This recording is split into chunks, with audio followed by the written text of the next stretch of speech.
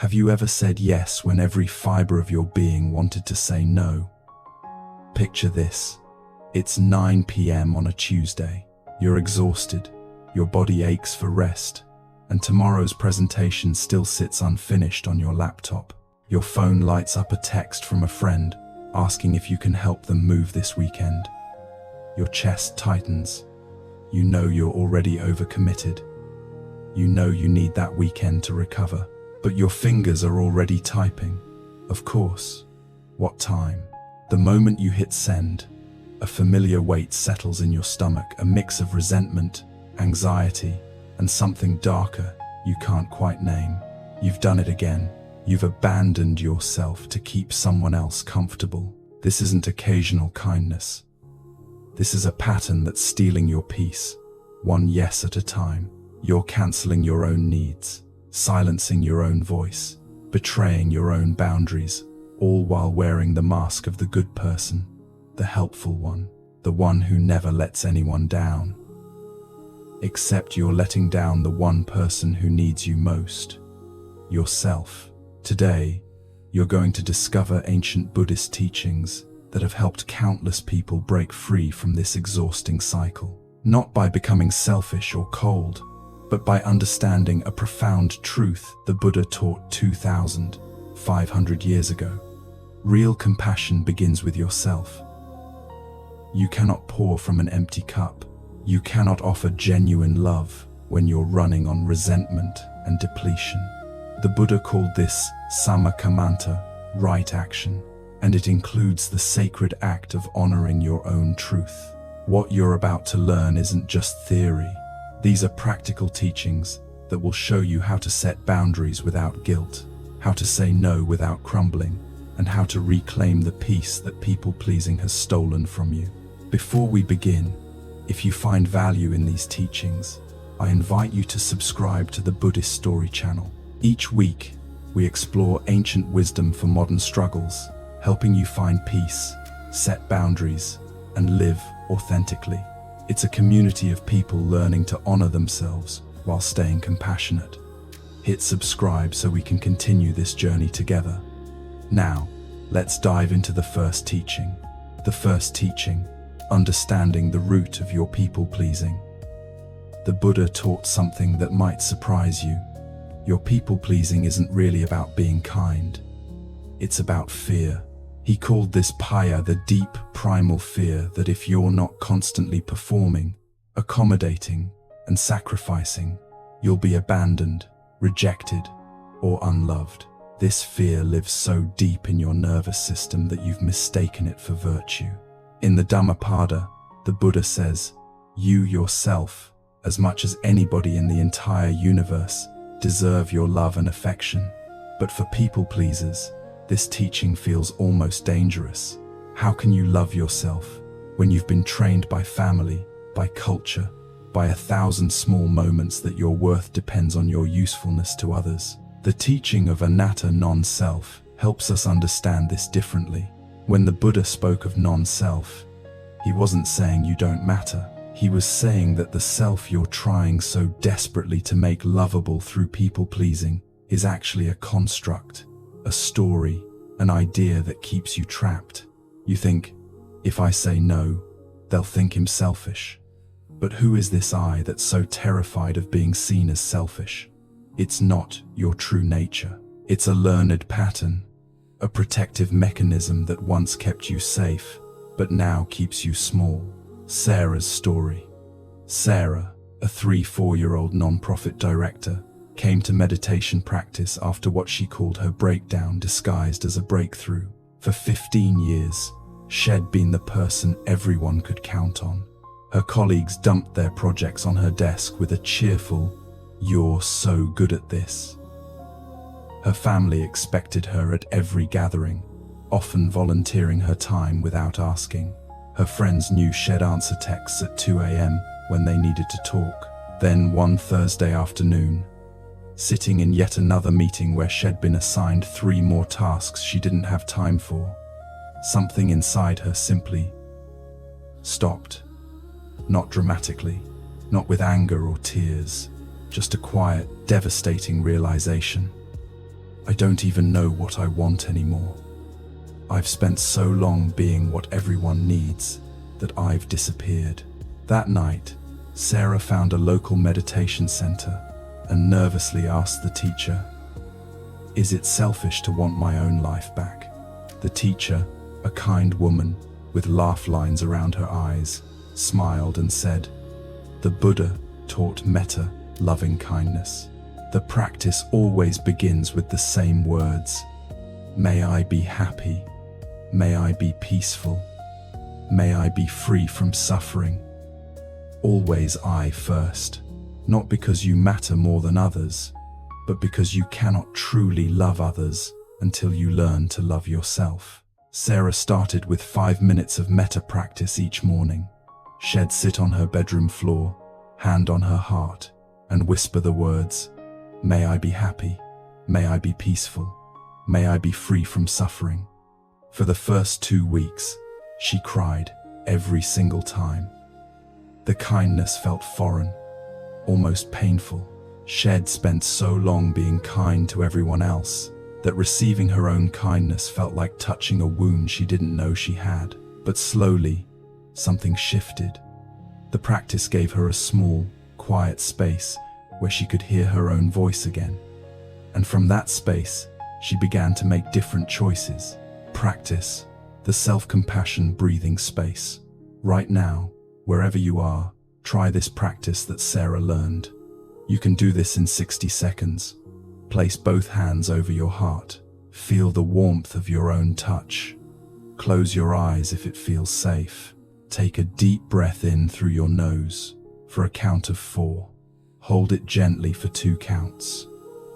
Exhale slowly through your mouth for a count of 6, letting your shoulders drop. As you breathe, notice any tension in your body, your jaw, your neck, your stomach. These are the places where people-pleasing lives, where you hold the stress of carrying everyone else's needs. With each exhale, imagine sending your breath to those tight places, like a gentle hand soothing an ache. Now, whisper these words out loud if you're alone, silently if you're not. May I be kind to myself in this moment. May I give myself the compassion I deserve. If the words feel uncomfortable, that's okay. That discomfort is just the old pattern resisting change. Keep breathing. Keep placing your hands on your heart. You're teaching your nervous system something new. That you are safe, even when you prioritize yourself. Do this practice every morning for 1 week. Notice what happens. Notice if saying no becomes even slightly easier. Notice if the guilt becomes even slightly quieter. The second teaching, the illusion of control and the freedom of letting go. Here is a truth that will set you free, though it might hurt first. You cannot control how people react to your boundaries. The Buddha taught this as anatta impermanence, the reality that everything changes and nothing can be held. This includes people's opinions of you, their comfort with your choices, their approval of your decisions. People pleasers operate under a devastating illusion. If I just do enough, give enough, sacrifice enough, I can make everyone happy and then it'll be safe. But the Buddha's teaching on dukkha suffering tells us that this is impossible. Suffering arises from clinging, from trying to make the impermanent permanent, from trying to control what cannot be controlled. When you say no to someone, you cannot control whether they get angry, disappointed, or distant. You cannot manage their feelings, fix their reactions, or prevent their discomfort. And this terrifying truth is actually your liberation, because once you truly accept that you cannot control their response, you're finally free to honor your own truth. The Buddha taught upekkha, equanimity, the ability to remain balanced and centered even when others are upset. This doesn't mean you don't care. It means you care without losing yourself. You can feel compassion for someone's disappointment without making it your responsibility to fix it. Marcus' story. Marcus, a 41-year-old software engineer, was the family mediator, the one who smoothed over conflicts, hosted every holiday, called his mother daily, even when he was drowning in work stress. His younger brother had borrowed money from him 6 times in 3 years, always with promises to pay it back, never following through. Each time, Marcus felt the resentment build, but he'd say yes anyway because family is family. The 7th time his brother called asking for $2,000, something was different. Marcus had been practicing meditation for 6 months, and his teacher had recently taught about kusala kamma, skillful action that leads to less suffering for everyone involved. Marcus realized, by saying yes every time, he wasn't actually helping his brother. He was enabling a pattern that kept his brother from facing his own financial reality. And he was teaching his brother that Marcus had no limits, no needs, no boundaries, which was a lie that hurt them both. So Marcus did something he'd never done before. He said, "I love you, and I'm not going to lend you money this time. I think it would be more helpful for you to figure this out on your own, and more honest for me to respect my own limits." His brother was furious. He called Marcus selfish, said he was abandoning family, didn't speak to him for 3 weeks. And here is what Marcus learned during those 3 weeks that changed everything. He learned that he could survive someone's anger. He learned that his brother's disappointment, while painful to witness, was not his to fix. He learned that the guilt he felt was just a feeling. It arose, it peaked, it passed, and on the other side of it was something he hadn't felt in years: respect for himself. 2 months later, his brother called and apologized. He said, "I was pissed at you, but you were right. I needed to handle my own stuff." But Marcus told me later that even if his brother had never apologized, even if their relationship had ended, he would have still been okay, because he'd discovered something more important than his brother's approval: his own integrity. Practice. The boundary setting meditation. Here is a practice for when you need to set a boundary but feel paralyzed by fear. Find a quiet space where you won't be interrupted for 10 minutes. Sit comfortably, spine straight but not rigid, hands resting on your thighs. Close your eyes and take 5 deep breaths, counting each exhale. 1, 2, 3, 4, 5. Now bring to mind a situation where you need to set a boundary. See the person's face.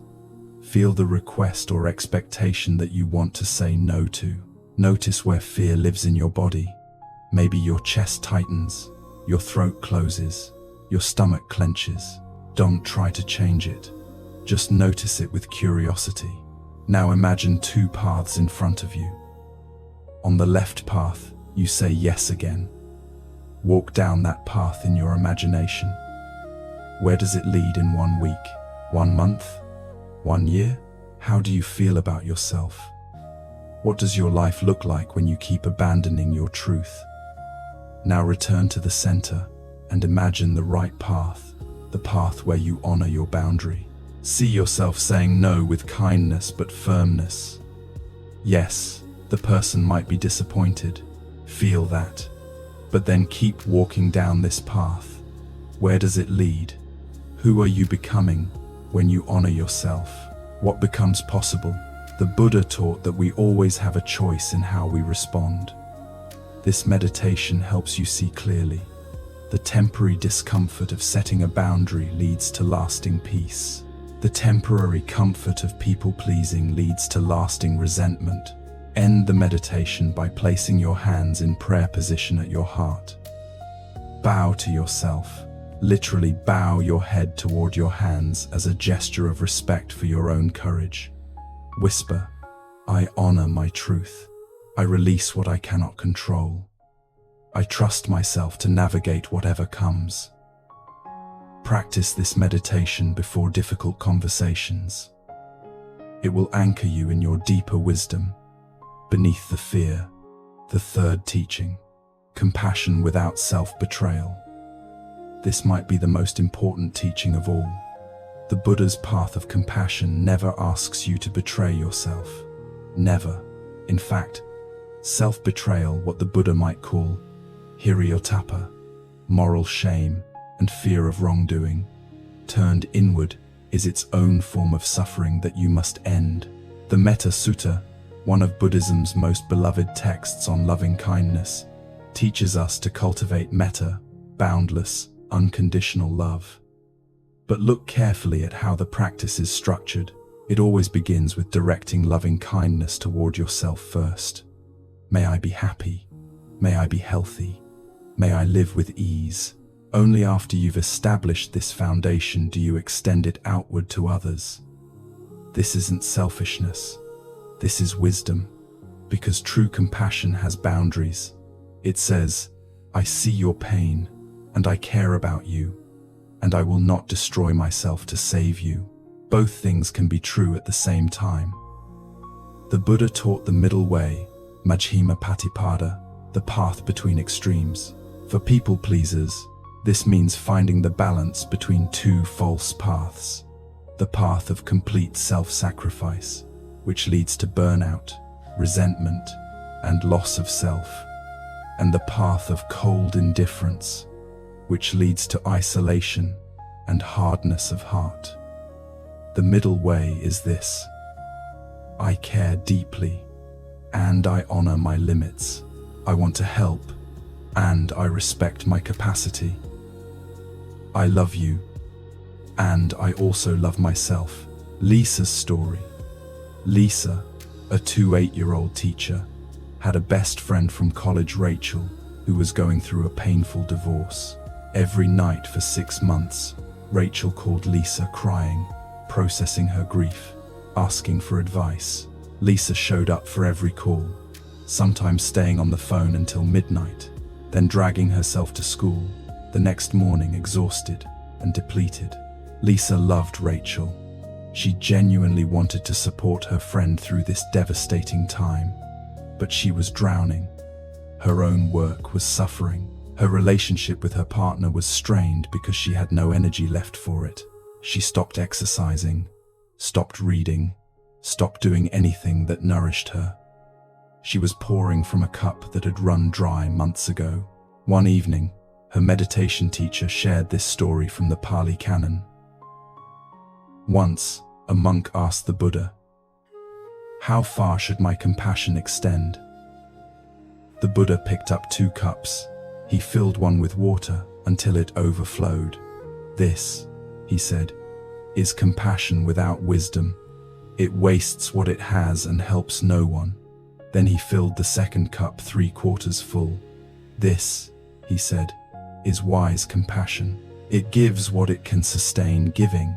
It knows its limits and honors them, because only what is sustainable can truly help." Lisa realized. She'd been the overflowing cup, pretending that having no boundaries made her a better friend. But she wasn't helping Rachel anymore. She was just 2 people drowning instead of 1. So Lisa did something that felt impossible. She set a boundary with her best friend. She said, "Rachel, I love you, and I need to be honest with you. I can talk for 30 minutes twice a week, on Tuesdays and Saturdays. I can't do nightly calls anymore. I don't have the capacity. But I'm still here. I still care. And those conversations will have my full presence." Rachel was hurt. She said she felt abandoned, and Lisa did something even harder. She held the boundary anyway. She said, "I understand you're hurt, and I'm not abandoning you. I'm actually trying to show up for you in a way that I can sustain. I care about you too much to keep showing up half present and exhausted." It took 2 weeks, but Rachel came around. She apologized and said, "I was so deep in my own pain that I didn't see I was drowning you too. Thank you for being honest, but more than that."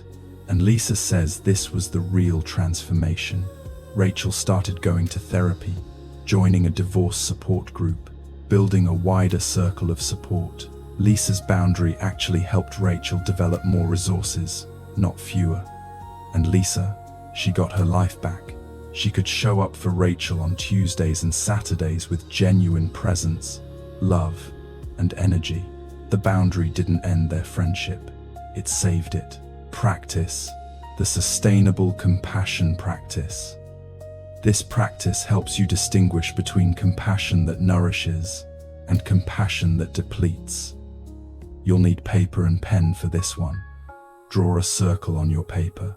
This circle represents your total capacity for giving your energy, time, emotional bandwidth, everything you have to offer. Now, think about all the places you're currently giving: work, family, friends, community, volunteering, favors, emotional support. For each area, draw a slice of the pie that represents how much of your capacity it's taking. Be honest. Don't draw what you think it should take. Draw what it actually takes, including the worry, the emotional labor, the recovery time. Now look at your circle. Is there any space left for you? For rest, for joy, for growth, for simply being? If your pie is completely full or overfull, with slices overlapping, you're operating in unsustainable compassion. Here is the practice. Choose one slice that's taking more than it should, where you're giving beyond your genuine capacity. Write down one boundary you could set in that area. Not a huge boundary, start small. Maybe it's respond to work emails only during work hours. Maybe it's visit my parents twice a month instead of every week. Maybe it's tell my friend I can only talk for 20 minutes when she calls after 9 p.m. Now, practice saying this boundary out loud. Stand up, put your hand on your heart, and say it to your reflection in a mirror or to an empty chair representing the person.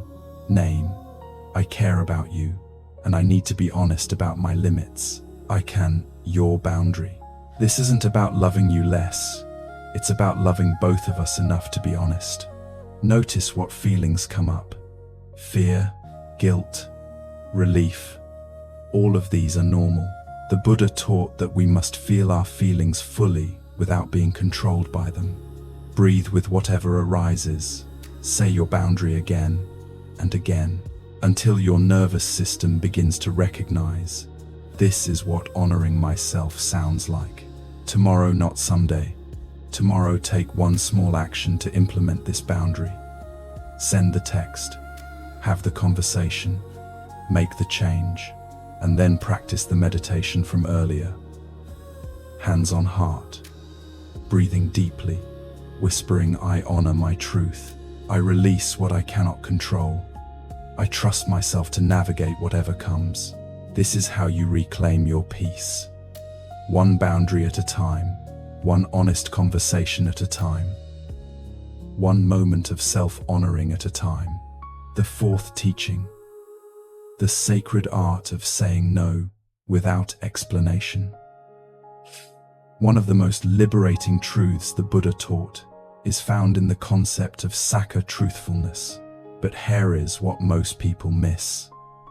Truthfulness doesn't mean you owe everyone a detailed explanation for your choices.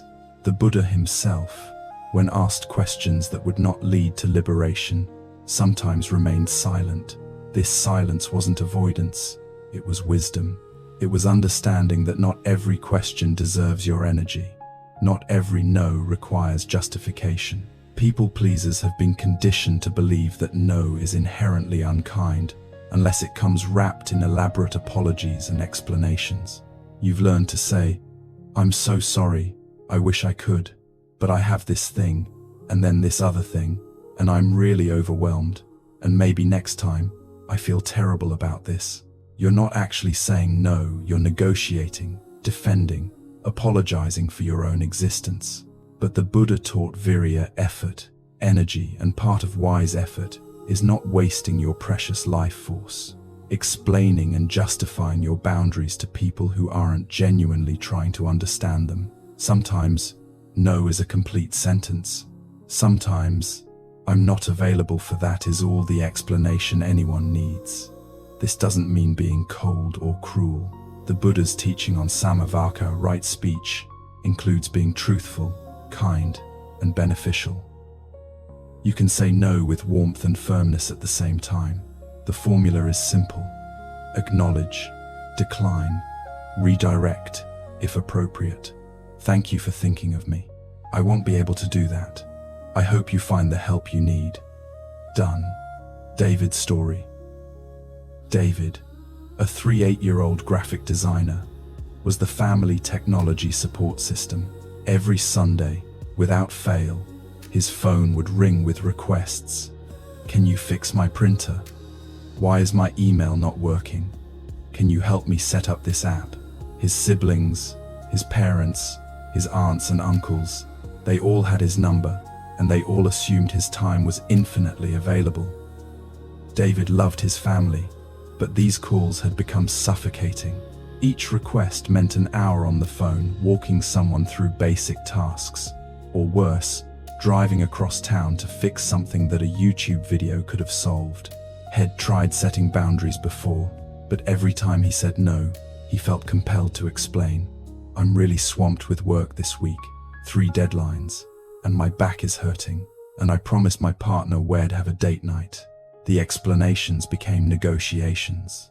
His family would counter with, "It'll only take 5 minutes," or, "But I really need this today," or "I guess I'm not important enough." One day, completely exhausted, David went to a Buddhist meditation retreat. During a teaching on boundaries, the teacher said something that changed everything. When you over-explain your no, you're unconsciously communicating that your no isn't legitimate unless the other person agrees with your reasons. You're asking permission to have boundaries. But boundaries aren't up for debate. They're not democratic. They're your sovereign right as a human being. The teacher continued, "The Buddha taught us to speak truth with kindness, but truth doesn't require justification. If someone asks you to do something and you don't want to do it, 'I'm not available for that' is a complete, truthful, kind response. If they push back, you simply repeat, 'I understand this is disappointing, and I'm not available.' You're not being mean, you're being clear." David felt something unlock in his chest. He'd been so afraid of being seen as selfish that he'd made himself a hostage to other people's comfort. The next Sunday, his brother called, "Hey, can you come over and help me set up my new router?" David took a deep breath and said something he'd never said before. "I'm not available for that today." His brother, surprised, asked, "Why not? What are you doing?" And David, instead of launching into explanations, simply said, "I have other plans." "What plans?" his brother pressed, and David said this was the hardest part. "That's personal, not rude, not aggressive, just clear." His brother was quiet for a moment, then said, "Okay, I guess I'll figure it out." And he did. He called the internet company, and they walked him through it. It took him 20 minutes. David had been solving these problems for years, unconsciously teaching his family that they didn't need to learn because he'd always rescue them. But here is what David discovered over the next few months. His family didn't fall apart without his constant tech support. They became more resourceful. They learned to solve problems themselves. And something else happened when David did choose to help, because he wanted to, not because he felt obligated. Those interactions became genuinely pleasant again. He was helping from generosity, not from guilt. The Buddha taught that freedom comes from releasing attachments, including the attachment to being needed, to being seen as helpful, to being indispensable. David learned that saying no without endless explanation wasn't selfish, it was self-respect. Practice the no without negotiation technique. This practice prepares you to say no clearly and kindly, without collapsing into over-explanation. You'll practice it alone first, then take it into the world. Sit comfortably and close your eyes. Take 3 deep breaths, letting each exhale be longer than the inhale. Now bring to mind a situation where you need to say no, maybe something pending, or something you know will come up again. Visualize the person asking, see their face, hear their voice, feel the familiar pull to say yes, to explain, to justify. Notice where that pull lives in your body, your chest, your throat, your stomach. Don't judge it. Just notice. This is what obligation feels like. This is old conditioning. Now, imagine yourself responding differently. Say out loud, yes. Actually say it. I'm not available for that. Stop there. Don't add anything. Notice the discomfort of the silence, of not filling the space with explanation. Breathe into that discomfort. It's just a feeling. You can feel uncomfortable and still maintain your boundary. Now imagine the person pushing back. Why not? Or, but I really need help. Or, can't you just this once? Practice your response. I understand this is disappointing, and I'm not available. Say it with kindness in your voice, but firmness in your conviction. You're not arguing. You're not debating. You're simply stating a fact. Practice this exchange 5 times, with 5 different imaginary pushbacks. Each time, your response is some variation of, I hear you, and my answer is still no, or I understand, and that doesn't change my decision, or I care about you, and I'm not able to do this. Here is the key insight from Buddhist psychology. When you over-explain, you're unconsciously inviting the other person to either approve your reasons or find them insufficient. You're making your boundary conditional on their agreement. But when you state your boundary clearly and then stop talking, you're practicing aditthana, determination, resolve. You're saying, this is my truth, whether you like it or not. Now comes the hardest part, taking this into reality. Choose one low-stakes situation this week where you'll practice saying no without explanation. Maybe it's a social invitation you don't want to accept, a favor you don't have capacity for, a family obligation that drains you. When the moment comes, use this exact formula. 1. Acknowledge. Thank you for asking, or I appreciate you thinking of me too. Decline clearly. I'm not going to be able to do that, or that won't work for me. 3. Optional redirect. I hope you find what you need, or I hope it goes well. 4. Stop talking. That 4th step, stop talking, is crucial.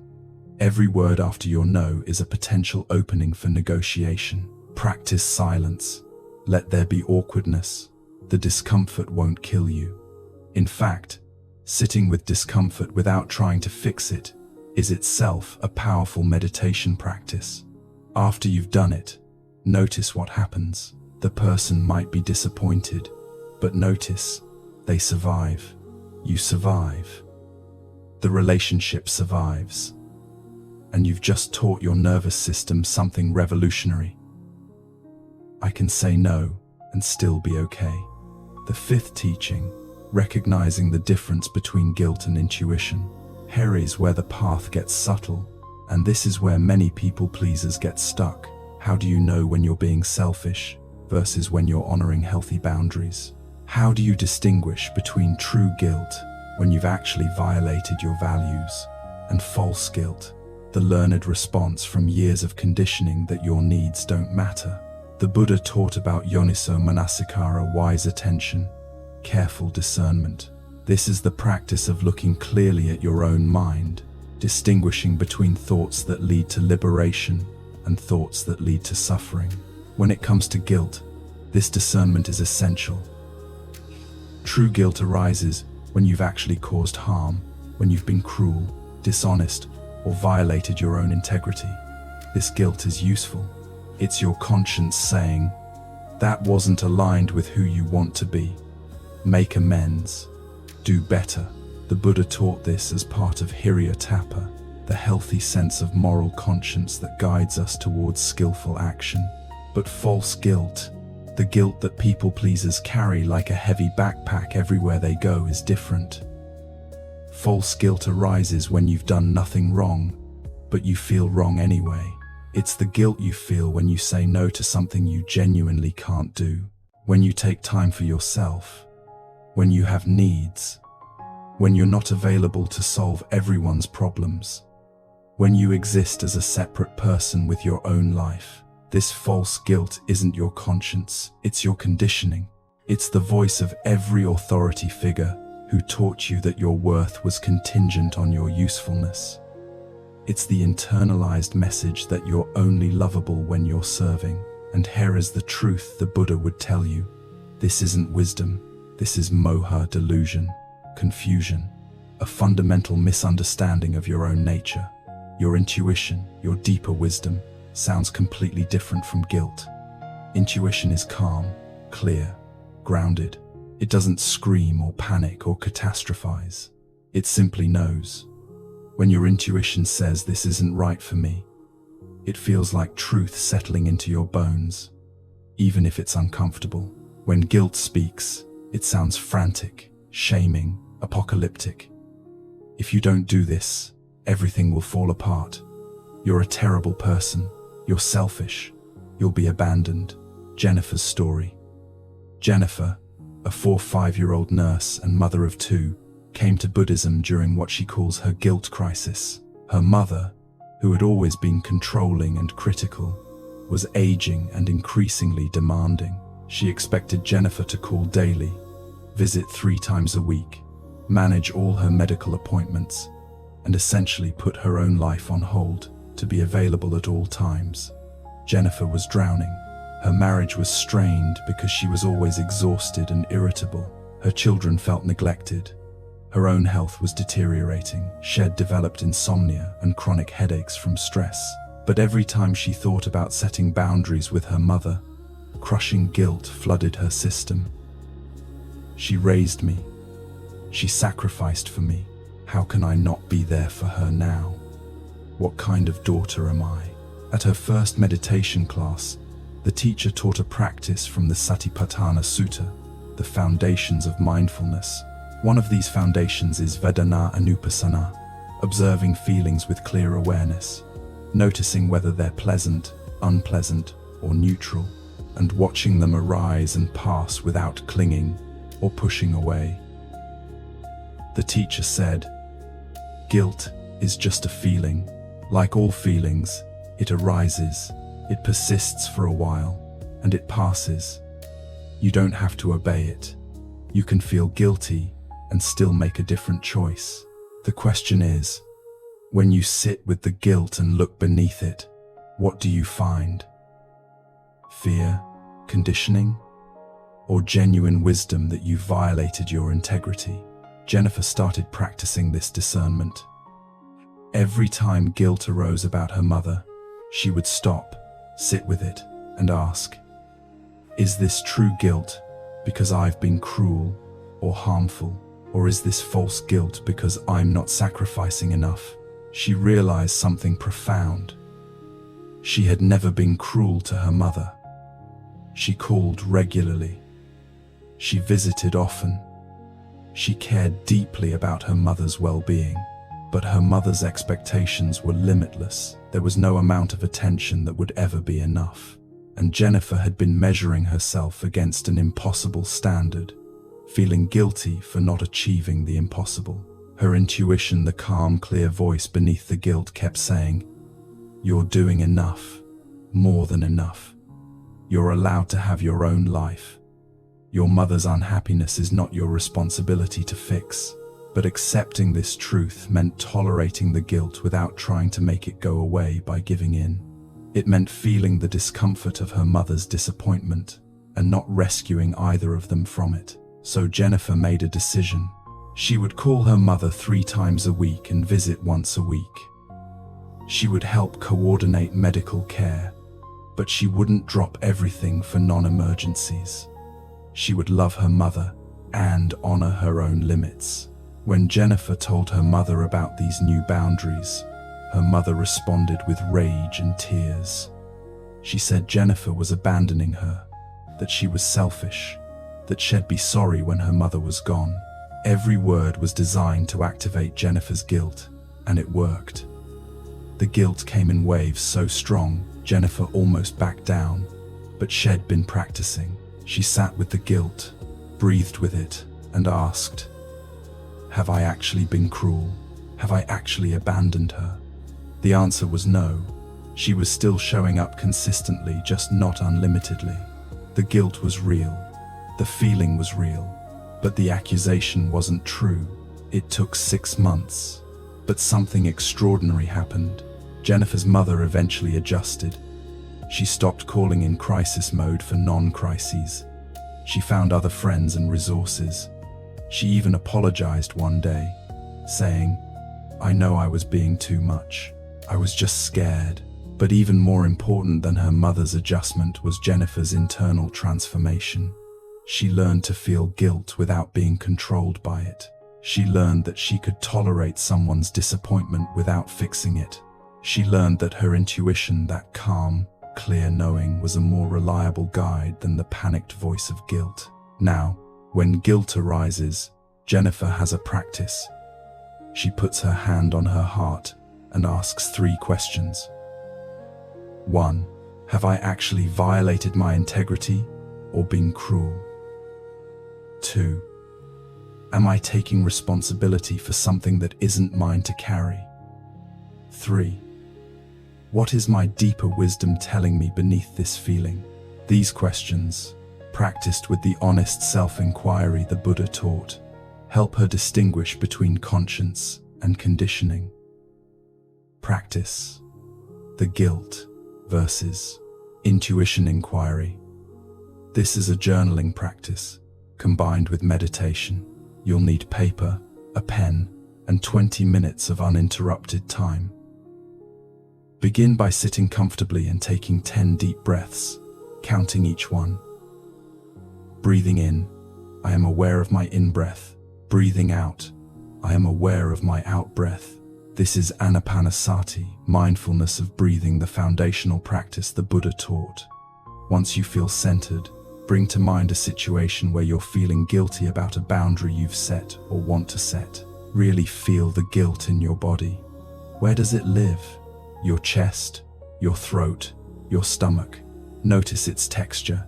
Is it heavy, sharp, constricting? Don't try to change it. Just observe it the way you might observe clouds moving across the sky. Now, open your eyes and write at the top of your paper. What is this guilt telling me? Write for 5 minutes without stopping, letting the guilt speak. Don't censor it. Let it say all its catastrophic predictions. If you do this, they'll hate you. You'll be alone. You're selfish. You're failing as a daughter, friend, partner, person. When the timer goes off, take 3 deep breaths. Put your pen down. Close your eyes again. Now you're going to access your deeper wisdom, what the Buddha might call your Buddha nature, the clear knowing that exists beneath all the conditioning. Place both hands over your heart. Ask out loud, beneath this guilt, what does my deepest wisdom know to be true? Then sit in silence for 5 minutes. You're not trying to force an answer. You're creating space for your intuition to speak. It will sound different from guilt, calmer, simpler, more grounded. It might say something like, "You're doing your best. This boundary is necessary. You haven't been cruel. Trust whatever arises." After 5 minutes, open your eyes and write, "My intuition tells me," and write for another 5 minutes. Let your deeper wisdom speak. Notice how different this voice sounds from the guilt. The guilt is frantic, apocalyptic. The intuition is clear, compassionate, honest. Now look at both pieces of writing. Read the guilt section first. Notice how it operates through fear, catastrophizing, and shame. Then read the intuition section. Notice how it operates through clarity, compassion, and truth. Here is the practice going forward. Every time guilt arises about a boundary, pause and ask, is this guilt because I've been cruel? Or is this guilt because I'm not being limitless? If you've actually been cruel, if you've lied, betrayed someone's trust, or acted from malice, then the guilt is warranted. Make amends. Do better. But if the guilt is just because you're honoring your limits, because you're not available to be everything to everyone, then recognize it for what it is: conditioning, not truth. The Buddha taught samma, right view, the ability to see things as they actually are, not as our conditioning tells us they are. This practice helps you develop right view about your own boundaries. You learn to distinguish between the voice of wisdom and the voice of old programming. And slowly, with practice, the grip of false guilt begins to loosen. You begin to trust yourself again. The sixth teaching: the power of micro-boundaries and incremental change. One of the reasons people-pleasers stay stuck is that boundary setting feels overwhelming.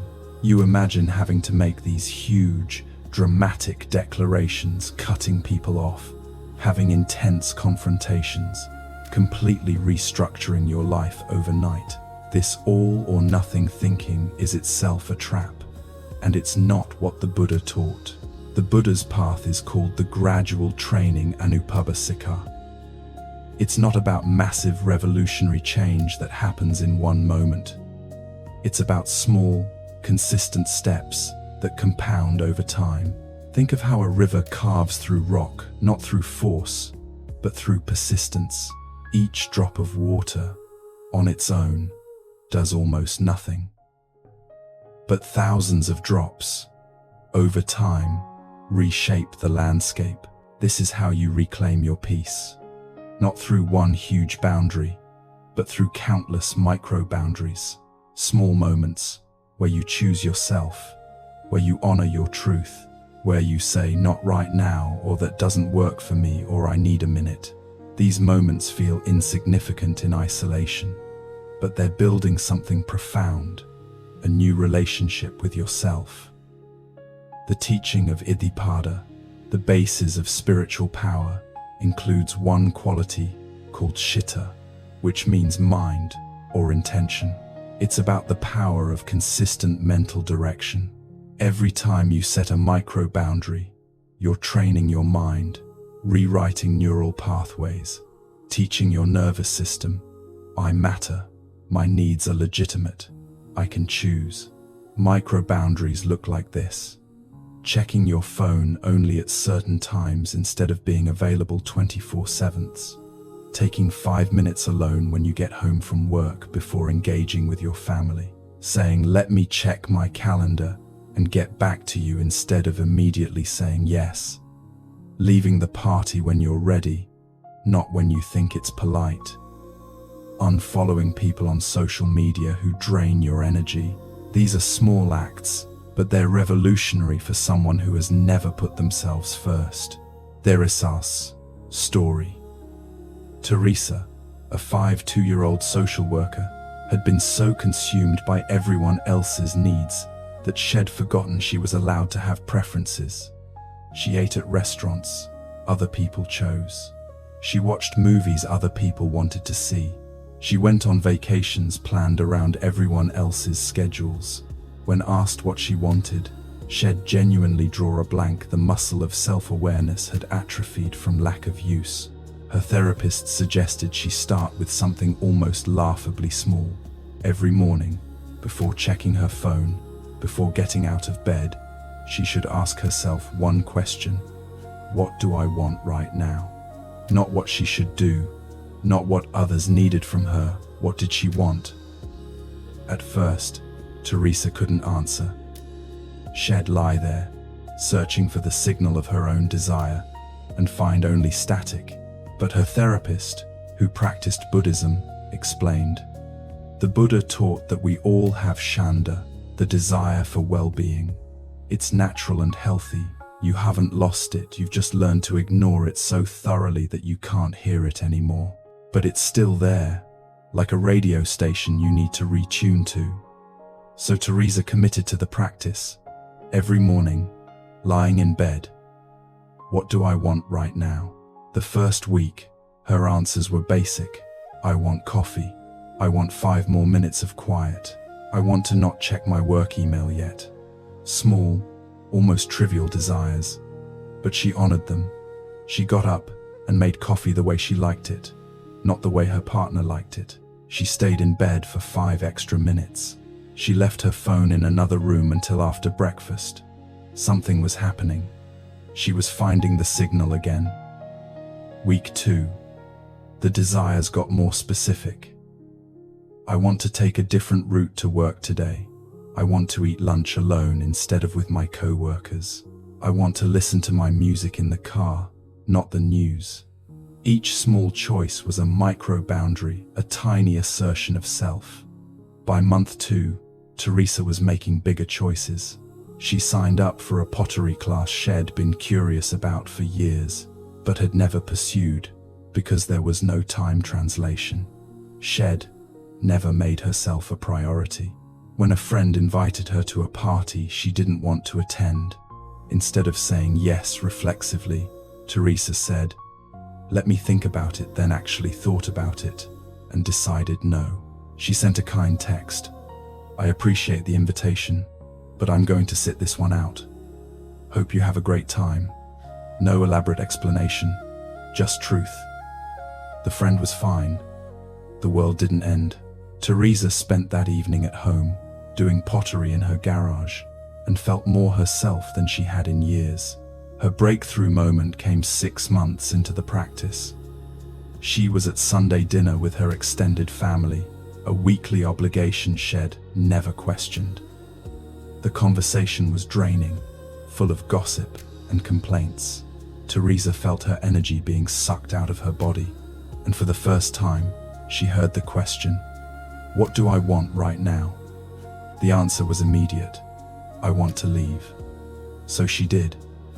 She stood up during dessert and said, "I'm going to head out. Thanks for dinner." Her family was surprised Teresa never left early. Someone asked, "Are you okay? Is something wrong?" And Teresa, practicing her new skill, said, "I'm fine. I'm just ready to go home." No drama, no apology, just truth. She drove home in silence, feeling equal parts exhilarated and terrified. She'd done something unprecedented. She'd chosen her own comfort over social expectation, and she survived. The Buddha taught sati mindfulness, the practice of being aware of this present moment without judgment. Theresa's morning question, "What do I want right now?" was a mindfulness practice. It helped her tune into the present moment reality of her own experience instead of operating on autopilot, guided by old programming about what she should do. Practice, the daily micro-boundary practice. This practice is designed to rebuild your relationship with your own desires and boundaries, one small choice at a time. Commit to it for 30 days and watch what happens. Morning component. Before you get out of bed, before you check your phone, place both hands on your belly and take 3 deep breaths. Then ask yourself, "What do I want right now?" Listen for the answer. It might be tiny. I want to stretch. I want water. I want 1 minute of silence. Whatever arises, honor it if you possibly can. If you want to stretch, stretch. If you want water, get water before doing anything else. If you want silence, give yourself that minute. This practice teaches your nervous system. My desires matter. I'm allowed to have wants. It's safe to honor them throughout the day. Set 3 alarms on your phone, perhaps at 10 a.m., 2 p.m., and 6 p.m. When the alarm goes off, stop whatever you're doing, if safe to do so, and ask again, "What do I want or need right now?" The answer might be, "I need to stretch. I need water. I need to step outside for 2 minutes. I need to say no to this next request." Honor whatever arises, even if it's tiny. You're not trying to make big changes, you're retraining your attention to include yourself. Evening component. Before bed, write in a journal, even just 3 sentences. One moment today where I honored a micro boundary. How it felt in my body, in my emotions. What I learned. For example, I closed my laptop at 6 p.m., even though I could have worked later. I felt anxious at first, like I was doing something wrong. But then, relief. I learned that the anxiety passes quickly and the relief lasts longer. This reflection practice reinforces the new neural pathways you're building. You're training your brain to notice and value self-honoring behaviors. The expansion. After 30 days of micro-boundaries, choose one medium-sized boundary you want to set. Maybe it's leaving work on time twice a week. Maybe it's saying no to one social obligation per month. No, maybe it's taking one evening per week just for yourself, with no interruptions. Apply the same approach. Start small. Notice how it feels. Reflect on what you learn. The Buddha taught that all transformation happens through bhavana cultivation, development, the patient practice of watering wholesome seeds until they grow. You're not trying to become a different person overnight. You're cultivating a different relationship with yourself, one small choice at a time. Remember, every micro-boundary is practice. Some will feel easy, some will feel terrifying. Some people will accept them gracefully, others will push back. All of it is information. All of it is material for your growth. You're learning to trust yourself again. And trust is built through repeated experiences of choosing yourself and surviving the consequences. The peace you're seeking doesn't come from one dramatic moment of standing up for yourself. It comes from 1,000 tiny moments where you pause, listen to your own voice, and honor what you hear. This is the gradual path. This is how you reclaim your life. The seventh teaching. Breaking the cycle of resentment through radical honesty. There's a darkness that grows in people pleasers that nobody talks about. Resentment. You smile on the outside while inside, a slow burning rage accumulates like sediment at the bottom of a river. Every time you say yes when you mean no. Every time you sacrifice your needs for someone who doesn't even notice.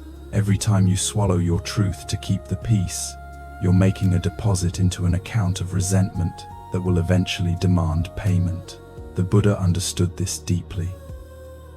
In the Dhammapada, he teaches, holding on to anger is like drinking poison and expecting the other person to die. But people pleasers don't think they're angry. They think they're kind, accommodating, selfless. The anger is so deeply buried beneath layers of obligation and conditioning that they've lost touch with it entirely. Until one day, something small happens. Someone forgets to say thank you, or asks for one more favor, and suddenly you're erupting with a rage that feels completely disproportionate to the trigger. But it's not about the trigger. It's about the 1,000 times before when you betrayed yourself and said nothing. The Buddha taught sakka truthfulness as one of the essential virtues. But truthfulness isn't just about not lying. It's about living in alignment with your actual experience, speaking your actual truth, acknowledging your actual feelings. When you're constantly performing kindness while feeling resentment, you're living in a fundamental dishonesty that poisons you from the inside out. Here is the teaching that might save you. Resentment is a symptom, not the disease. The disease is the inability to be honest with yourself first, then with others. Every time you feel resentment, it's your psyche sending you a message. You just violated yourself again. You pretended to be okay with something you're not okay with. You abandoned your truth. The path out isn't to suppress the resentment or shame yourself for having it. The path out is radical honesty, learning to speak your truth in real time, before resentment has a chance to build. This is what the Buddha called samma right speech, but specifically, right speech that includes honest expression of your boundaries, your limits, your needs. Michael's story. Michael, a 3-year-old middle manager, prided himself on being the nice guy at work. He never said no to extra projects. He covered for colleagues who were struggling. He stayed late to help new employees. He volunteered for every committee. His boss loved him, his co-workers depended on him, and Michael was dying inside. Head started having fantasies about getting sick, nothing serious, just sick enough that he'd have a legitimate excuse to stay home, to be unreachable, to have permission to rest. He'd catch himself hoping for a minor car accident that would land him in the hospital for a few days. These thoughts terrified him. What kind of person wishes for illness just to escape their own life? His wife noticed the change. Michael had become irritable at home, snapping at his kids over small things, withdrawing into long silences. One evening, after Head exploded at his daughter for leaving her shoes in the hallway, a completely disproportionate reaction, his wife said, "You need to talk to someone. This isn't you." Michael started seeing a therapist who practiced Buddhist psychology. In their third session, the therapist asked, "When was the last time you told someone at work the truth about what you can actually handle?" Michael thought about it and realized, never. Head never once said, "I don't have bandwidth for that." Head never said, "That deadline isn't realistic." Head never said, "I'm overwhelmed and I need help." The therapist explained the Buddhist concept of kilesa, mental defilements that cloud our true nature. Resentment, she said, is what happens when you consistently choose harmony over honesty. You think you're being kind, but you're actually building a toxin in your system, and eventually, that toxin leaks out, usually onto people who have nothing to do with the original betrayal. Your daughter didn't deserve your anger, but your co-workers and boss, whom you've never been honest with, they're the ones you're actually angry at. She taught him a practice from the Satipatthana Sutta, mindfulness of mental states.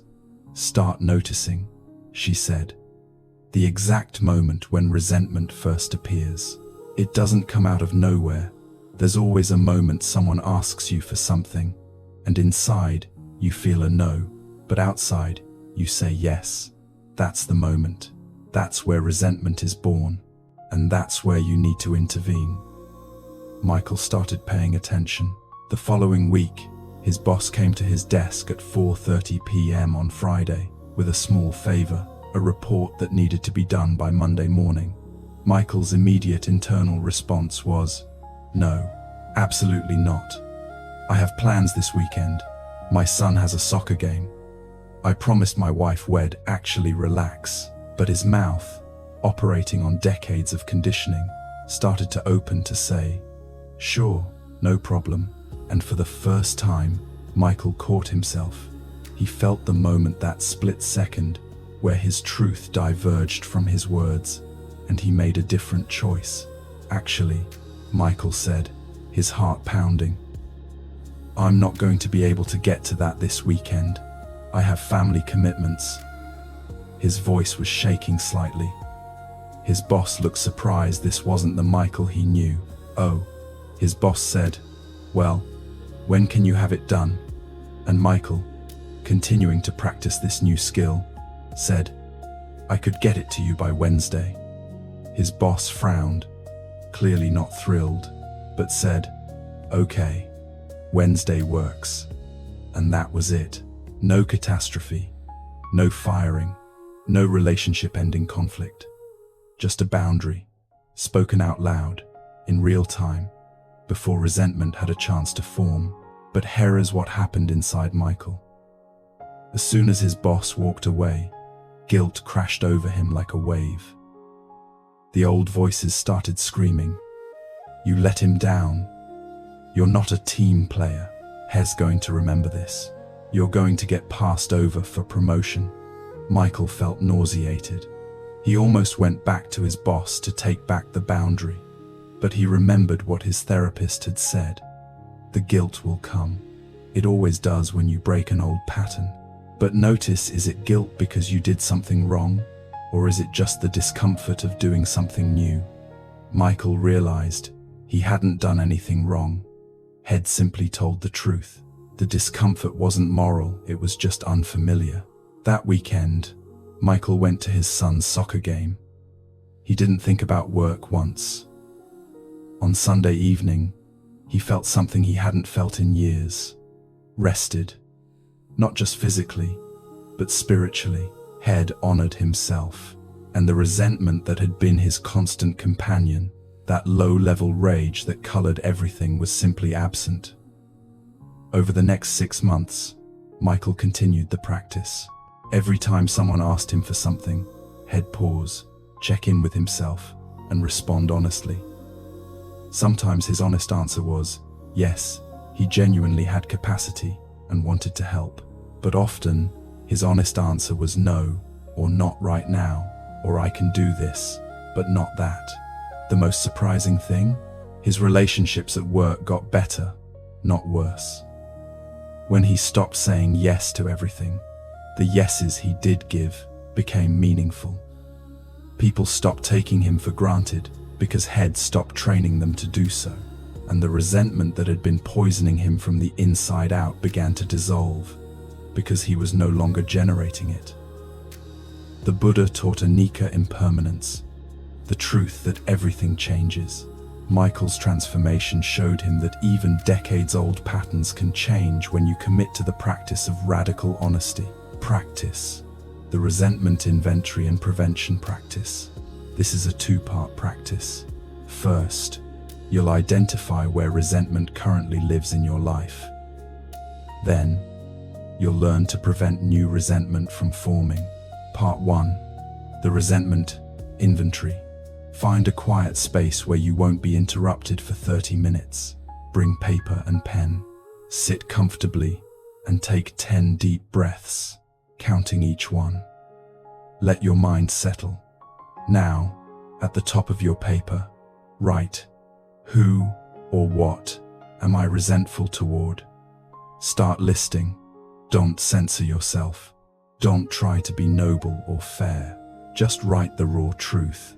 Maybe you're resentful toward your mother for her constant demands, your friend who always talks about themselves but never asks about you, your boss who keeps piling on work without acknowledging your limits, your partner for not noticing how much you do, yourself for never speaking up. For each person or situation, write one sentence about what you resent. For example, I resent my sister for expecting me to always be available to watch her kids without asking if I have time. Once you have your list, it might be 3 items or 30. Both are fine. Look at each one and ask, what truth have I not been speaking here? What have I been pretending is okay when it's actually not okay? This is where the Buddhist concept of paticca-samuppada, dependent origination, the interconnectedness of cause and effect, becomes relevant. Your resentment didn't appear randomly. It arose from specific conditions. You wanted to say no but said yes. You wanted to be asked rather than assumed upon. You wanted appreciation but received silence. Each resentment points to an unspoken truth. For each item on your list, write, the truth I need to speak is, for example, the truth I need to speak is, I can't watch your kids every weekend. I love them, but I need my own time. Now comes the hardest part. Choose one, just one of these truths, that you're going to speak out loud to the actual person this week. Not all of them, just one. Start small. Maybe it's not the scariest one, but it's one that matters. Part 2. The real-time honesty practice. Going forward, you're going to practice catching the moment where resentment is born and intervening right there before it takes root. This requires sampajanyanya, clear comprehension, the ability to know what you're doing while you're doing it. Here is the practice. When someone asks you for something, a favor, your time, your energy, your attention, before you respond, pause. Take one breath. In that breath, check in with yourself. What's my honest response to this request? Do I genuinely want to do this, or am I operating from obligation? If I say yes, will I feel at peace with it, or will I feel resentful? Listen for the signal of your truth. It will feel different from the habitual response. Your habitual response comes from your throat. It's words you've said 1,000 times, operating on autopilot. Your truth comes from deeper, your chest, your belly, your gut. It might sound like, I don't want to do this, or not right now, or this feels wrong for me. Once you've identified your truth, here is the formula for speaking it. 1. Acknowledge the request. Thanks for asking, or I appreciate you thinking of me too. State your truth clearly. I'm not going to be able to do that, or that won't work for me, or I need to say no to this. 3. Optional. Offer an alternative if you genuinely want to. I can't do Friday, but I could help on Sunday, only if this is actually true for you. 4. Stop talking. Don't apologize. Don't over-explain. Don't backtrack. The hardest part will be tolerating the other person's response. They might be disappointed. They might push back. Really? Why not? This is where you practice upekkha, equanimity. You can acknowledge their disappointment without fixing it. I understand this is disappointing, or I know this isn't what you hoped for, but you don't change your no.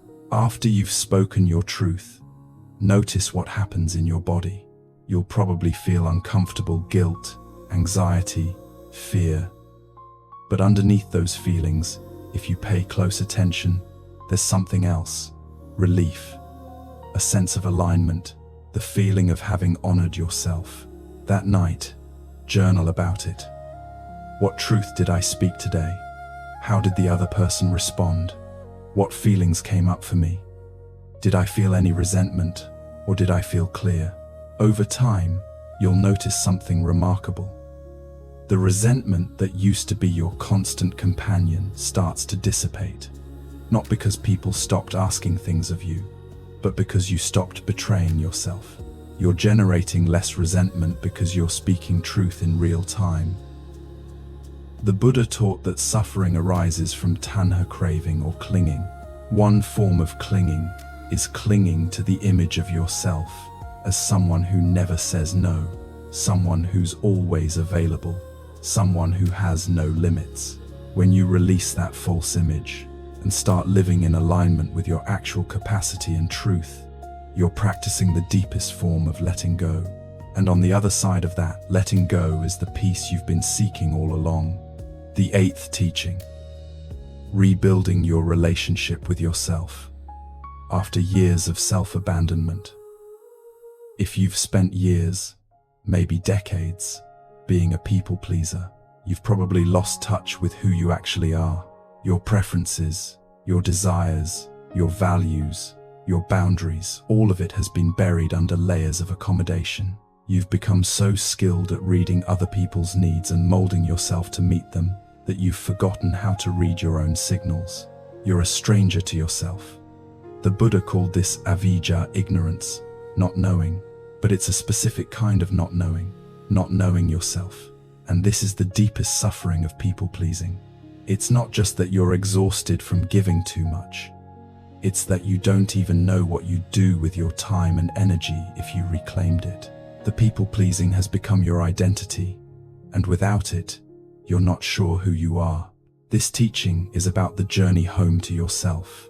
It's about the patient, tender work of rebuilding a relationship with the person you abandoned. The Buddha taught metta bhavana, the cultivation of loving kindness. But before you can extend genuine loving kindness to others, you must first learn to turn it inward, toward yourself, toward the parts of you that have been neglected and ignored and dismissed as unimportant. This isn't quick work. You didn't lose yourself overnight, and you won't find yourself overnight. But the Buddha's teachings give us a path. It starts with what he called yoniso manasikara, wise attention, the practice of paying attention to your own experience with curiosity and care, as if you were meeting yourself for the first time. Elena's story. Elena was 39 when she realized she had no idea who she was. Shed spent her 20s trying to be what her parents wanted, a lawyer, even though Shed wanted to be a teacher. Shed spent her 30s trying to be what her husband wanted, adventurous and spontaneous, even though she craved routine and quiet. Shed molded herself to her friends' expectations, her co-workers' needs, her children's demands. She was everyone's support system and nobody's authentic self. The breaking point came during a therapy session when her therapist asked, "What do you like to do for fun?" Elena opened her mouth to answer and realized she had no idea. She did activities her kids enjoyed. She went to restaurants her husband chose.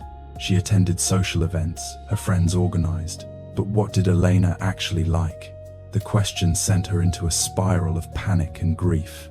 Her therapist, who integrated Buddhist practices into her work, said, "You're experiencing what we might call self-loss. You've been so focused on everyone else that you've lost track of your own inner landscape. The good news is, you haven't disappeared. You're still there. You just need to learn how to listen to yourself again." She introduced Elena to a practice called RAIN, developed by Buddhist teacher Michael McDonald. Recognize, allow, investigate, nurture. But they adapted it specifically for Elena's situation, a practice of coming home to herself. Recognize. Elena would pause several times a day and simply notice, what am I feeling right now? What am I wanting? What am I needing? Not what she should feel, want, or need, what she actually did. Allow. Whatever arose, even if it felt selfish, petty, or wrong, Elena would practice allowing it to be there without judgment. I'm feeling annoyed, or I want to be alone, or I need silence. Shed let it be true without trying to fix it or talk herself out of it. Investigate. Shed get curious about the feeling. Where did she feel it in her body? What was it trying to tell her? What did it need? Nurture. Shed. Offer herself compassion. Hand on heart. Shed say, "Of course you feel this way. This makes sense. You're allowed to feel this." For the first month, Elena felt like she was drowning in feelings she'd been suppressing for decades. Anger at her parents for their expectations. Sadness about the career she never pursued. Frustration with her husband for never asking what she wanted. Exhaustion from years of performing. It was overwhelming. But her therapist reminded her of the Buddhist teaching of anatta, impermanence. Feelings aren't permanent, she said. They arise, they peak, they pass. You're not drowning, you're thawing. All these frozen feelings are finally melting, and it's uncomfortable, but it's also healing. You're meeting yourself after a very long absence. Elena started small. She began saying no to social events that drained her. She was naturally introverted, but had been pretending to be extroverted for years. She started asking her husband to choose restaurants less often so she could practice identifying what she actually wanted to eat. She took a Saturday morning pottery class, something she'd been curious about, but had never prioritized, because it seemed selfish to take time for herself. The pottery class became a revelation. Sitting at the wheel, hands in clay, Elena felt something she hadn't felt in years. Presence. She was fully there, not thinking about anyone else's needs, not managing anyone else's feelings. Just her, the clay, and the quiet spinning of the wheel. She realized, this is what peace feels like. This is what it's like to be myself. But reconnecting with herself also meant facing painful truths. She realized she'd married her husband, in part, because he was what her parents approved of, not because she'd deeply chosen him for herself. She realized she'd been living a life that looked good on paper, but felt hollow on the inside. These realizations brought immense grief for the years she'd lost, the choices she'd made out of obligation rather than authenticity. Her therapist introduced her to the Buddhist practice of karuna, compassion. You made the best choices you could with the awareness you had at the time, she said. You can grieve what was lost without punishing yourself for losing it. This grief is part of coming back to yourself. Let it move through you. Elena began a daily meditation practice.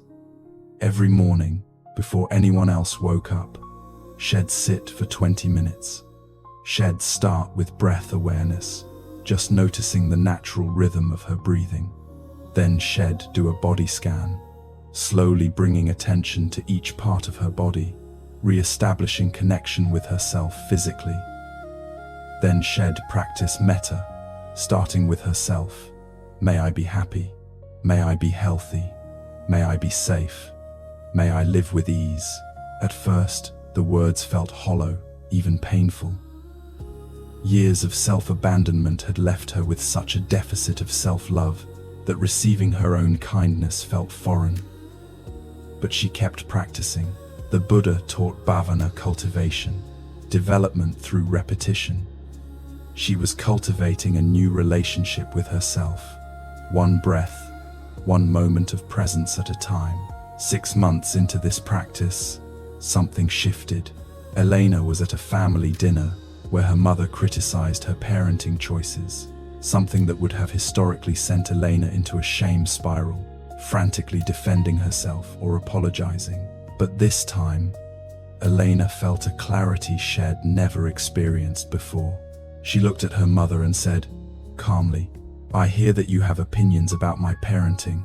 I'm parenting differently than you did, and I'm at peace with my choices." Her mother was stunned into silence. Elena didn't argue, didn't justify, didn't collapse. She simply stated her truth and let it stand. Later, driving home, she felt tears streaming down her face, not tears of sadness, but of recognition. She knew herself in that moment. She'd spoken from her center, from the person she actually was, not from the person she thought she should be. She'd come home to herself. Practice. The self-reconnection practice. A 30-day journey. This is an intensive practice designed to help you rebuild your relationship with yourself. Commit to 30 days. The Buddha taught that transformation requires aditthana determination, resolve. You're worth 30 days of determined attention. Week 1. Awareness. The first week is about simply becoming aware of yourself again. You're not trying to change anything, yet just noticing. Morning practice, 10 minutes. Sit quietly, close your eyes, take 10 deep breaths. Then ask yourself 3 questions and sit with each one for 2 to 3 minutes. 1. What am I feeling right now? Name the emotions: sad, anxious, tired, content. 2. Where do I feel this in my body? Throat tight, chest heavy, belly clenched. 3. What am I needing right now? Rest, connection, alone time, movement. Don't judge the answers. Don't try to fix anything. Just notice. You're relearning the language of your own experience. Throughout the day, set 3 alarms, perhaps 10 a.m., 2 p.m., 7 p.m. When the alarm goes off, pause and ask, how am I doing right now? What do I need? Even if you can't meet the need, just noticing it is valuable. You're sending yourself the message, I'm paying attention to you now. Evening practice, 5 minutes. Before bed, write in a journal, 3 things I noticed about my inner experience today. 1 moment where I felt like myself, even if brief. 1 moment where I lost myself in accommodating others. Week 2, experimentation. Now, you'll start experimenting with small choices that honor your preferences. Daily challenge. Make 1 choice each day based solely on your preference, not on what others want or expect. Tiny choices count. What you have for breakfast, what music you listen to, what route you take to work, whether you answer that call or let it go to voicemail, what time you go to bed. Reflection practice. Each evening, write about your choice. What did I choose for myself today?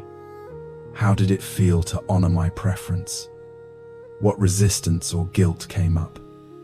What would I like to choose tomorrow? Week 3. Boundaries. This week, you'll practice setting one small boundary each day. Daily boundary practice. Choose one small boundary to set. Examples. I'm going to take my lunch break alone today. I'm not available to talk after 9 p.m. I'm going to leave this event when I'm ready, not when it's polite. I'm not going to check work email on Sunday. Processing practice. After setting each boundary, sit in meditation for 5 minutes. Notice what feelings arise: guilt, fear, relief, pride. Don't judge them. Just breathe with them. Place your hand on your heart and say, I'm learning to honor myself. This is difficult and necessary. Week 4. Integration. The final week is about integrating what you've learned into a sustainable practice. Morning metta practice, 15 minutes. Sit comfortably. Take 10 deep breaths. Place both hands on your heart. Spend 5 minutes with each phrase, letting it sink in. May I be happy? What would make me genuinely happy, not just please others? May I be healthy? What does my body need? What choices honor my health? May I be safe? What boundaries keep me safe? Where do I need protection? May I live with ease? What can I release? Where am I making life harder than it needs to be? Don't just recite the words. Sit with each question. Let answers arise. You're not just wishing for these things, you're asking yourself what you need to do to create them. Creating your self-honoring practice. On day 30, write out your ongoing practice, what you'll continue doing to stay connected to yourself. It might include morning check-ins with yourself, weekly time alone doing something you enjoy, regular boundary setting practice, monthly review of whether you're living in alignment with your values. The Buddha taught that enlightenment isn't a destination, it's a practice, a way of being that you cultivate every day. Coming home to yourself is the same. It's not something you achieve once and then you're done. It's a daily practice of paying attention, making choices that honor your truth, and treating yourself with the loving kindness you've been giving everyone else. You are worth coming home to. You are worth knowing. You are worth honoring. This practice will help you remember that. The 9th teaching, living from your center, the practice of authentic presence. This final teaching brings us to the heart of the Buddha's message. Liberation. Not liberation from life's difficulties, but liberation from the prison of constantly trying to be someone you're not. This is what the Buddha called nibbana, the extinguishing of the fires of craving, aversion, and delusion. For people pleasers, it means extinguishing the fire of constantly seeking approval, constantly performing, constantly abandoning yourself. Living from your center means being fully present to your own experience while remaining open to others. It means you can care deeply about people without losing yourself in them.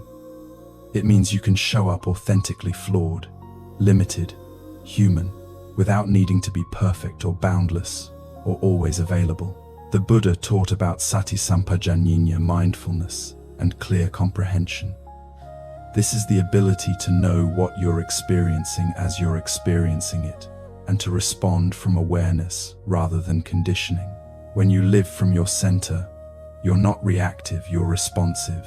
You're not operating on autopilot, you're making conscious choices, moment by moment. This teaching is about the art of authentic presence, how to show up as yourself, even when it's uncomfortable, even when others are disappointed, even when your old conditioning screams at you to accommodate and perform and shrink yourself. It's about trusting that your real self, with all your limits, all your needs, all your humanity, is enough, more than enough. It's exactly what you need to be. Jacob's story. Jacob, 47, had spent his entire adult life trying to be everything to everyone. At work, he was the indispensable colleague. At home, he was the patient father and attentive husband. In his community, he was the reliable volunteer. He wore these roles like armor, and underneath the armor, he was barely breathing. The crash came during a particularly intense period. His father was dying. His teenage daughter was struggling with depression. His company was going through layoffs, and his best friend was going through a divorce and calling him daily for support. Jacob kept saying yes to everything, kept showing up for everyone, kept pretending he was fine until his body said no. He collapsed at work, not dramatically, not a heart attack, just a complete shutdown. He literally couldn't move. His legs stopped working. Emergency room doctors found nothing physically wrong. A neurologist diagnosed him with conversion disorder. His body was expressing what he wouldn't let himself feel. It was saying, "I can't do this anymore. I won't." In the hospital, immobilized, forced to receive care instead of giving it, Jacob had a moment of devastating clarity. Had been running from himself his entire life. Every time he felt overwhelmed, he'd find someone to help. Every time he felt empty, he'd fill himself with other people's needs. He'd used people-pleasing as a drug, a way to avoid facing his own pain, his own fears, his own sense of inadequacy. His doctor recommended a meditation-based stress reduction program. Jacob resisted. He didn't have time for meditation. He had too many people depending on him. But then he remembered. He couldn't walk. He had nothing but time. The meditation teacher, an older woman named Aya Santini, who'd been a Buddhist nun for 30 years, taught him something that changed his life. She said, "The Buddha taught that we suffer because we cling to things that are impermanent. We try to hold on to pleasure and push away pain. But there's another kind of clinging we don't talk about as much. Clinging to images of ourselves. You're clinging to the image of Jacob who never says no. Jacob who saves everyone. Jacob who has no limits. This image is false. It's causing you suffering, and your body is literally rejecting it." She taught him a practice called grounding in the center. It was simple but profound. The practice: sit comfortably, close your eyes. Imagine a vertical line running through the center of your body from the crown of your head, down through your throat, your heart, your solar plexus, your belly, your pelvis, down through your legs into the earth. This is your center line, your axis. Now notice, where does your attention usually live? For most people pleasers, attention lives outside themselves, constantly scanning other people's faces, other people's moods, other people's needs. You're externally focused, trying to read the room, trying to sense what's needed, trying to adjust yourself accordingly. The practice is to bring your attention back to your center line, again and again. Every time you notice you've drifted out into worry about someone else's response or needs, gently bring your attention back. Am I centered? What's my truth right now? Jacob practiced this obsessively during his recovery. Every time a nurse came in, every time a visitor arrived, every time his phone buzzed with texts from people wanting updates, he'd pause, close his eyes, and find his center. He'd ask, "What's true for me right now? What do I need?" And he'd respond from that place, not from the habitual people-pleasing. Sometimes his truth was, "I'm too tired for visitors today." Sometimes it was, "I can only talk for 5 minutes." Sometimes it was, "I need to be alone." These truths felt radical, terrifying, but they also felt like coming back to life. As Jacob healed physically, something deeper healed too.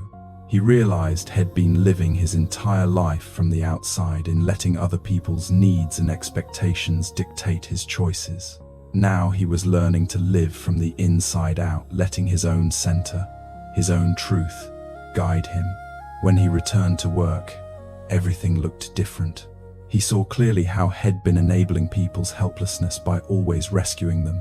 He saw how his constant availability had actually prevented others from developing their own strength and resourcefulness. His people-pleasing hadn't been generosity, it had been a subtle form of control, a way to be needed, to matter, to feel valuable.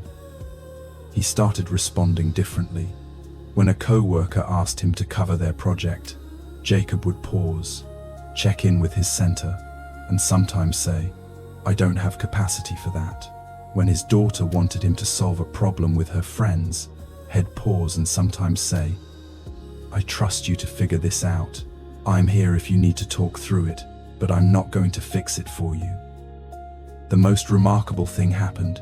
People rose to the occasion. His co-worker figured out the project. His daughter worked through her friendship issue. His best friend found other support systems. Not immediately, there was definitely some struggle and disappointment, but they adapted. They grew. And Jacob discovered that his constant rescuing had actually been holding people back from their own development. 6 months after his collapse, Jacob sat in meditation one morning and felt something he'd never felt before: peace. Not the peace of having everything under control, but the peace of being aligned with himself. He was still caring for his dying father. His daughter still struggled. Work was still stressful, but he was meeting it all from his center, from his truth, from his authentic capacity, not from an endless, unsustainable drive to be everything to everyone. Ayya Santini had told him, "The Buddha taught that enlightenment is about waking up to reality as it is, not as we wish it were.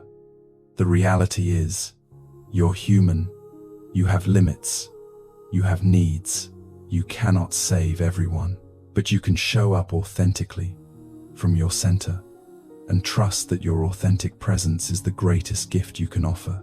Practice the authentic presence. Practice living from your center. This is the culminating practice, designed to help you live from your center in everyday life. It integrates everything you've learned into a sustainable way of being. Morning centering practice. 10 minutes. Before you do anything else, before checking your phone, before thinking about your to-do list, before engaging with anyone, sit up in bed and practice this centering meditation. Place one hand on your heart, one hand on your belly. Close your eyes. Take 5 deep breaths, feeling your belly expand with each inhale. Soften with each exhale. Now, imagine that vertical line running through the center of your body, your center line. Visualize it glowing softly, like a thread of light. This is your axis, your true north, your home base. Ask yourself 3 questions. 1. What's true for me today? Maybe you're tired, maybe you're anxious, maybe you're actually feeling good. Whatever is true, acknowledge it. 2. What do I need to honor today? Maybe you need rest. Maybe you need to set a specific boundary. Maybe you need time alone. Name it. 3. What's one way I can stay centered today? Maybe it's saying no to one thing. Maybe it's taking a real lunch break. Maybe it's checking in with yourself at midday. Choose one specific practice. End by placing both hands on your heart and saying, "Today, I commit to staying connected to myself. I commit to living from my center. When I drift, I will come back." Both, the real-time centering practice. Throughout your day, you'll encounter moments that trigger the old people-pleasing patterns. Someone asks for something. Someone expresses disappointment. Someone needs help. Here is how to respond from your center instead of from conditioning. Step 1. Pause. Before responding, take one full breath. This creates space between stimulus and response, what Viktor Frankl called man's last freedom. In that space lives your power to choose. Step 2. Check your center. Bring your attention to that vertical line through your body. Ask, Am I centered right now, or am I already leaning out toward managing their feelings? If you notice you've already drifted into people-pleasing mode, gently bring yourself back. Center. What's my truth? Step 3. Access your truth. From your center, ask, what's genuinely true for me in this situation? Not what you should say, not what would make them happy, what's actually true for you. The answer might be, I want to help, or it might be, I don't have capacity, or I'm willing to do X, but not Y. Step 4. Respond authentically. Speak your truth clearly and kindly. Use the formula you've learned. Acknowledge plus state truth, plus stop talking. I appreciate you asking. I'm not going to be able to do that. I hope you figure it out. Or, I hear that you're disappointed. I understand. And my answer is still no. Step 5. Stay centered in their response. This is the hardest part. When they respond, whether with acceptance, disappointment, or pushback, stay in your center. Don't lean out to manage their feelings. Don't abandon your truth to make them comfortable. Breathe. Feel your feet on the ground. Remember your center line. You can care about their feelings without making them your responsibility. The evening integration practice. 10 minutes. Before bed, sit quietly and reflect on your day. Write in a journal or simply sit and contemplate. Moments I stayed centered. When did I respond from my truth today? How did it feel? What happened? Celebrate these moments. They're rewiring your nervous system. Moments. I lost my center. When did I abandon myself? What triggered it? What did I learn? No self-judgment, just curious observation. The Buddha taught that awareness itself is transformative. Tomorrow's intention. Based on today's experience, what's one way I want to practice staying centered tomorrow? End with metta. Practice loving kindness for yourself. May I forgive myself for the times I lost my center. May I celebrate the moments I honored my truth. May I continue growing in authenticity and self-respect. May I trust that my authentic presence is enough. The weekly centering review. Once a week, take 30 minutes for deeper reflection. Review your journal entries from the week. Ask yourself, where am I getting stronger in staying centered? Where do I still struggle? What patterns am I noticing? What boundary do I need to set this week? How can I better support myself in living from my center? This weekly review helps you see your progress and adjust your practice. The Buddha taught that the path is gradual. You're building new neural pathways, new habits, a new relationship with yourself. Be patient, be persistent, be kind to yourself in the process. The crisis centering practice.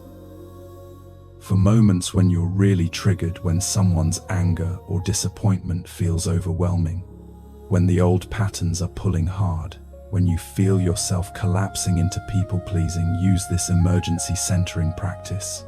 Find a quiet space, even if it's just a bathroom stall or your car. Stand with your feet hip-width apart. Feel your feet firmly on the ground. Close your eyes. Place one hand on your heart, one hand on your belly.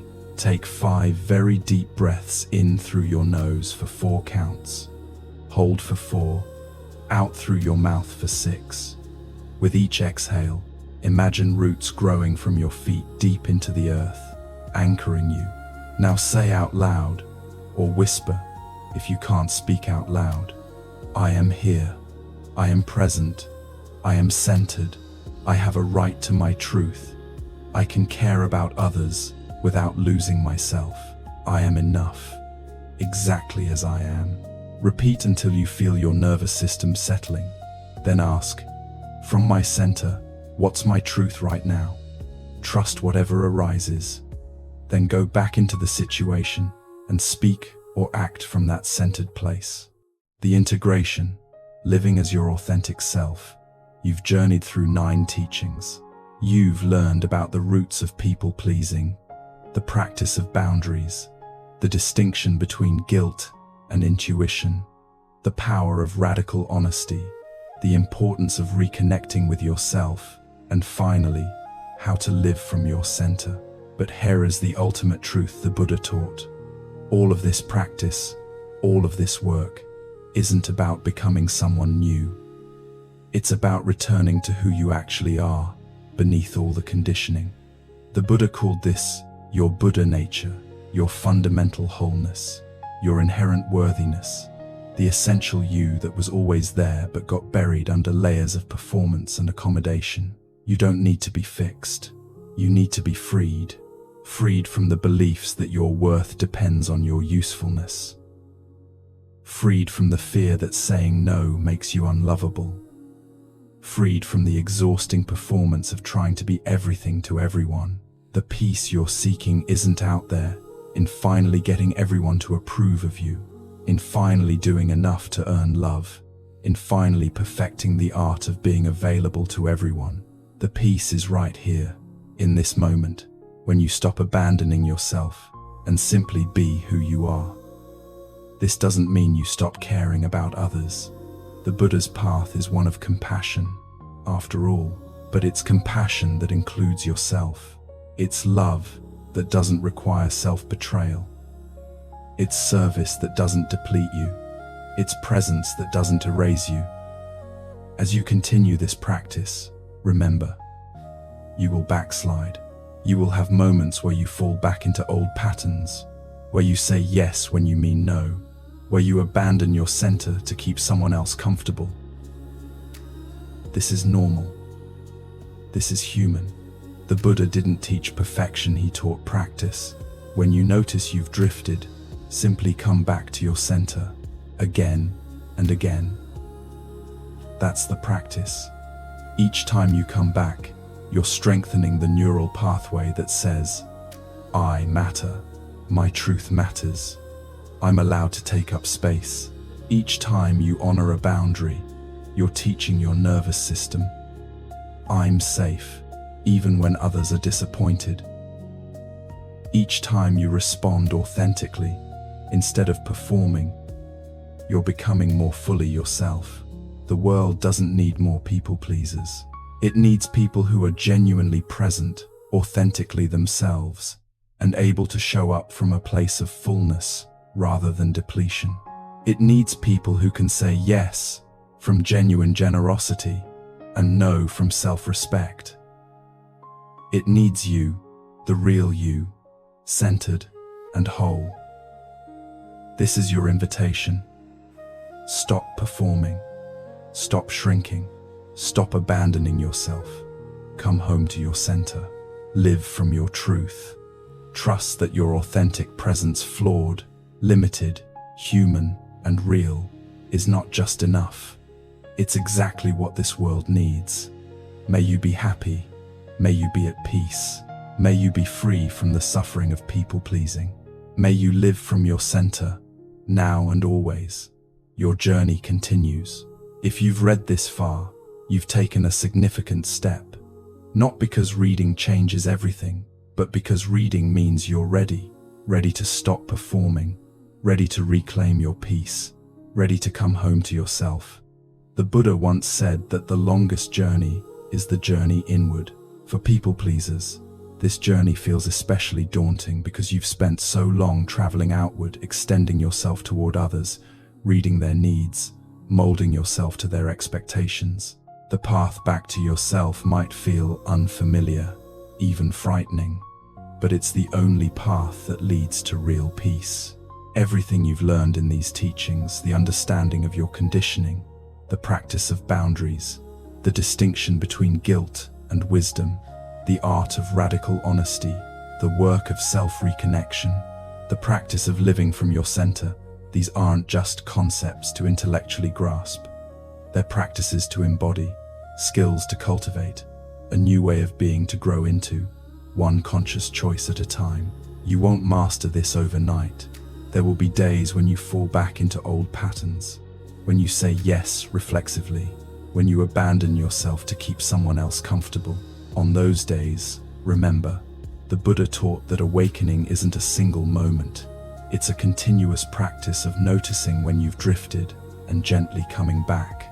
Each time you notice you've lost your center and return to it, you're strengthening the part of you that knows, I am allowed to exist. I am allowed to have limits.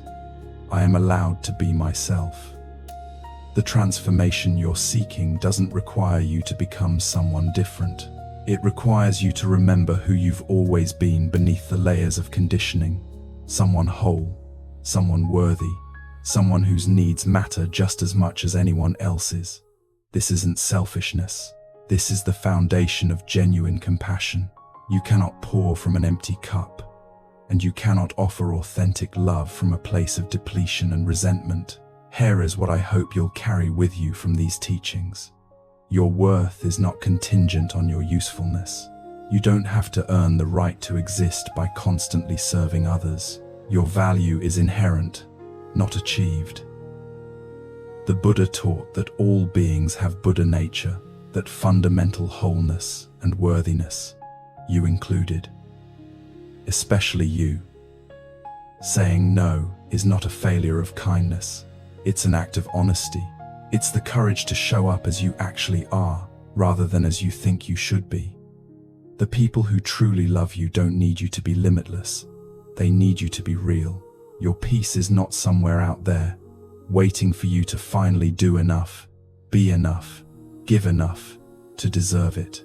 Your peace is here, in this moment, in the space between what others want and what you're actually able to give. It's in the pause before you respond. It's in the breath where you check in with yourself. It's in the quiet knowing of your own truth. The practice of coming home to yourself is not a destination you arrive at and then you're done. It's a daily return, a continuous choosing of yourself, of your truth, of your center. Some days it will feel easy. Some days it will feel impossible.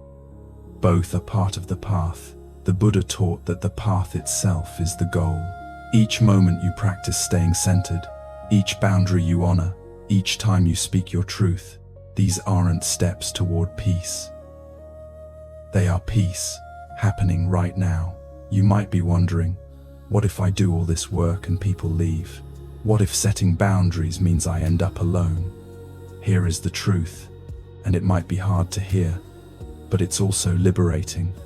Some people might leave, the ones who only valued you for your unlimited availability, for your willingness to abandon yourself for their comfort, for your performance of endless accommodation. Yes, those relationships might not survive your transformation, but what you'll discover on the other side of that fear is something the Buddha knew deeply.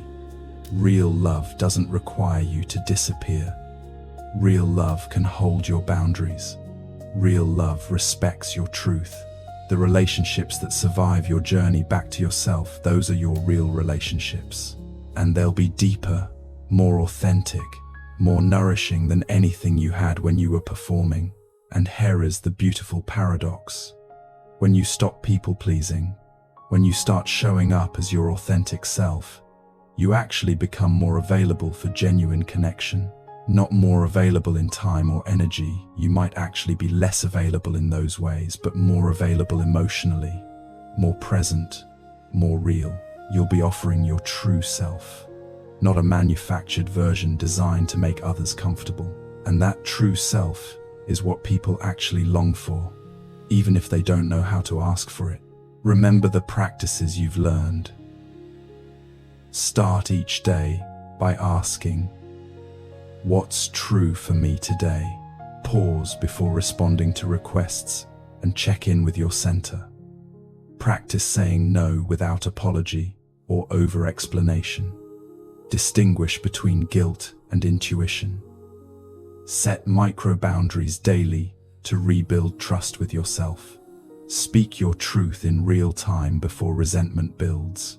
Come back to your center again and again, as many times as needed. These practices are your tools. Use them, not perfectly. Perfection is another trap, but consistently, with compassion for yourself when you stumble, with celebration when you succeed. The Buddha's final words to his disciples were, "Be a lamp unto yourself."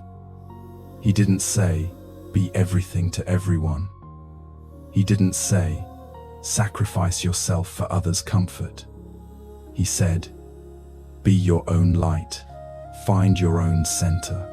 Trust your own wisdom." This is what I'm inviting you to do. Stop looking outside yourself for permission to exist, for validation of your worth, for approval of your choices.